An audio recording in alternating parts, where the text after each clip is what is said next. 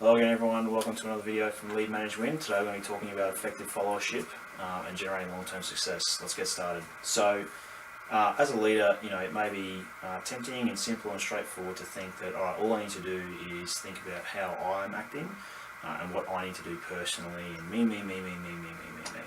And look, in a lot of cases there are a lot of things that you can do looking back towards yourself, looking in the mirror in terms of impacting upon what you are doing and how you are carrying yourself, what you're saying, how you're saying it, etc., etc.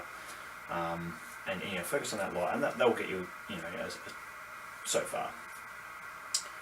What I'll put to you is that,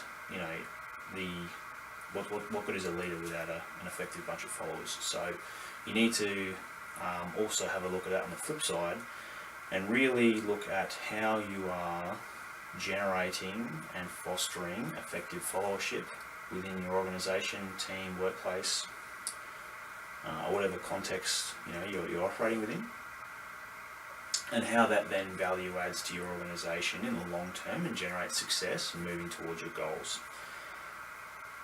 So to delve into that a little deeper, what I'm talking about is investing time and effort in fundamentally developing your team, either your subordinate leaders or the members within your team, in the long term on a day-to-day basis. So yes, there are very clinical ways that you can do that in terms of sending people away on courses or to go and get recognised qualifications or things along those lines. But what I want to talk about today is how on a day-to-day sort of basis, within your workplace or your team construct organisation, how you go about fostering that culture, I guess, and how you can continually look at developing and fostering your team in a positive way in order to generate that effective followership, which will help you in the long run, help your team or organisation, and help you succeed. So I'll put a caveat on this. I'm not talking about it, I'm not advocating for every single leader to run their team or organisation as some kind of democracy or union or whatever that is. You don't need to just be the figurehead and then let your team make all the decisions and make all the calls and then go with the flow. That's not what I'm saying at all. What I am saying is that involving your team in understanding the situation, understanding the problems you may or may not be experiencing, and then taking that step forward and involving your team in developing plans or ways of improving those situations or solving those problems will fundamentally improve that team or group dynamic, and really look to foster that effective followership that I'm talking about. The other thing I want to talk about briefly before we get into a bit more detail is that, remember, in a lot of cases, not all, but in a lot of cases, you as a leader don't necessarily need to have all of the answers all the time. More often than not, you won't have the time of day to do that. What you do need to be able to do is you need to know when to ask what of whom. So when to consult your experts or advisors or consultants or whatever on those certain things, to get those answers that you need, and add context and build that situational awareness in order to move forward, make a decision, develop a plan, and keep moving forward. So putting all this together, you'll identify and observe and generate a whole heap of short and long-term goals. I've already sort of spoken about the longer-term goals to a sort of brief extent. I want to talk about the short-term benefits that you should observe and really look to foster on that long-term journey to improve. So I've alluded to the first one to some extent, and that is improving the mutual understanding. So breaking down those situations or problems and talking them through or exploring them with your team will not only improve your team's understanding of those, but also improve yours as well. Just remember, we're all different people, so your team not only are different people and have a different perspective on things, but quite often they are legitimately looking at the same situation or problem from a very different light or a very different avenue, or they have a very detailed view of a certain proportion of it, whereas you may have a a higher level, broader perspective of things, and they may generate, very detailed but important observations or, pieces of information that can really value add to firstly, your understanding of the situation or the problem you may have, or even a problem you may not yet be aware of the fact that you have. So that's a very beneficial thing to have, is that open communication and developing that mutual improvement of understanding. And it's important in that space as well to remain humble. You may hear things you don't particularly like hearing. Like certain members of your team may find that a particular decision that you've made or plan that you've developed that you thought was really excellent, for you, in your mind, from a theoretical perspective or from a practical higher level perspective, may work really well. From that lower level, that may not work so well. And sure, in some instances, that may just be a qualm or a whinge, or however you want to word it.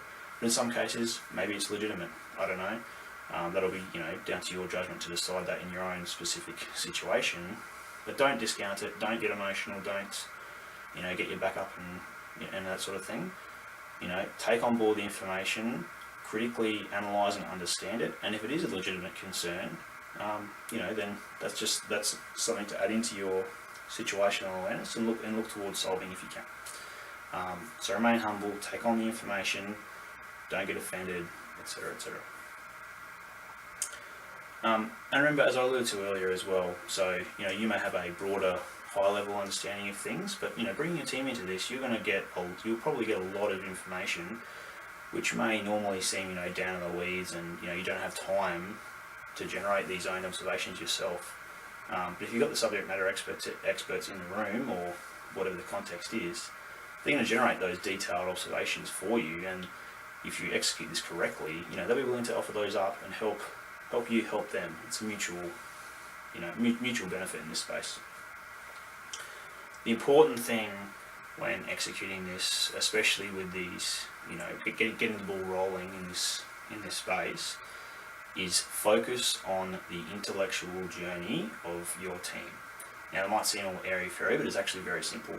So what I'm talking about here is, don't get up in front of your team and say, all right, guys and girls, I've identified this problem.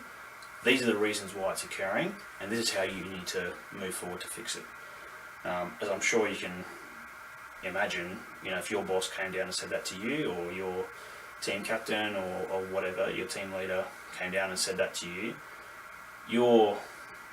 the following interaction is not going to be very positive, and it's going to be very one way, and you're not really going to take in what they have to say, and you're not going to be very willing to offer up your own insights, because you're just going to feel like you're going to get talked at, and it's not really going to matter. So, very, very simple way that you can fix that and turn that around and open those lines of communication is, as I said, to focus on the intellectual journey.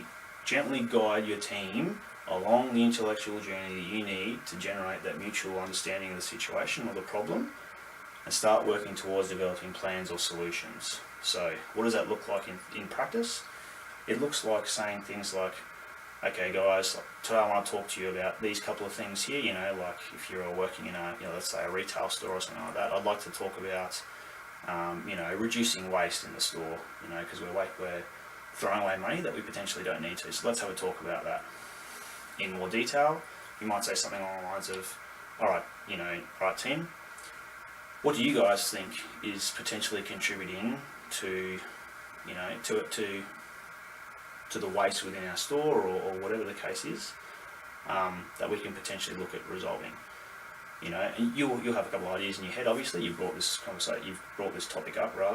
You've got a few ideas. But as I said before, maybe the team will come up with a whole bunch of things that you haven't considered or haven't thought about, or maybe not. Maybe some of the things they bring up will be relevant. Maybe some of them won't, and maybe they won't say anything at all. So where do we go to from here? So if things are progressing in a positive direction, you are getting that information out of the team, they are moving in the right direction, just make sure that you are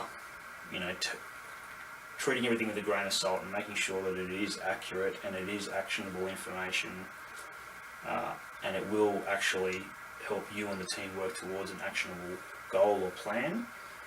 Perfect, great. Follow that train of thought, follow that conversation, and make the most of it. Cash in on that. If not, for whatever reason, if people aren't open to conversation, or potentially they're legitimately bringing up things that are irrelevant, make sure they are, because as I said before, remain humble. You may think it's irrelevant or maybe offending you, but maybe it's actually good information. So bear that in mind. Anyway, I digress. If things aren't moving in the right direction, you might potentially offer examples, because you've already thought about this before you brought it up. All right, guys. Well, let's bring this back on track. Do you think potentially, A, B, and C might be contributing to this? Okay, cool. How do you think that's affecting it? How do you think we can improve on that, etc., etc.?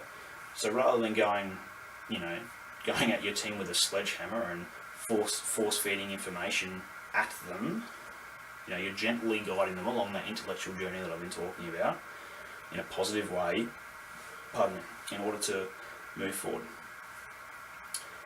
Which generates a positive, open, two-way communication channel.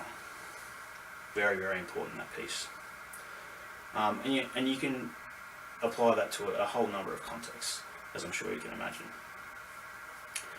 So we've spoken a lot about the short-term benefits and how you can go about actioning those. Let's talk about the long-term. So if you're actioning this, on a regular basis, or when it is appropriate, not all the time. You don't want to, progress towards the overkill type end of the scale. But you're doing this on an appropriate level at an appropriate frequency. You're starting to generate confidence and mutual understanding within your team, and generating trust that mutual trust. So you trust that your team will bring up problems, situations and solutions and the like. They'll bring them to your attention when you need them, or potentially when you don't know you need them.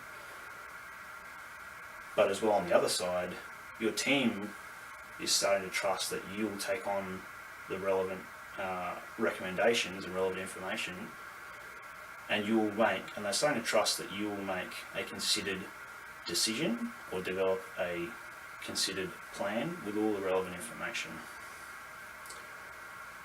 Furthermore, if you're doing this, on a regular basis, and you're generating this, these good effects on both ends of the scale, you're starting to understand how your team is thinking, and importantly, they're starting to understand how you think, how you make decisions, how you prioritise things, what things are or are not acceptable, which allows them to make those subordinate decisions on a day-to-day basis without having, this deliberate dialogue with people, but allows people to understand how you think, what makes you tick, and what is and is not acceptable, so that they can make those decisions knowing, or having that high level of confidence of, if the boss sees me doing this, will that be acceptable, or would they make this decision, etc.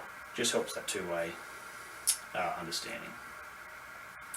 And importantly, it also fosters and develops a healthy working relationship both ways.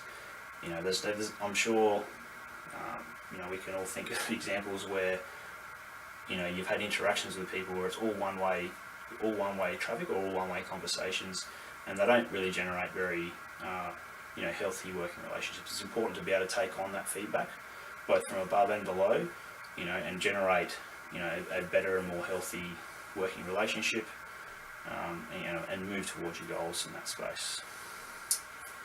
And by doing all of this, going back to the first few things that I said, this is how you really generate legitimate, willing, and effective followership, and ultimately, by executing that correctly, you're moving towards long-term success for your organisation or your team. So that's what I want to talk to you guys about today. I hope it all made sense.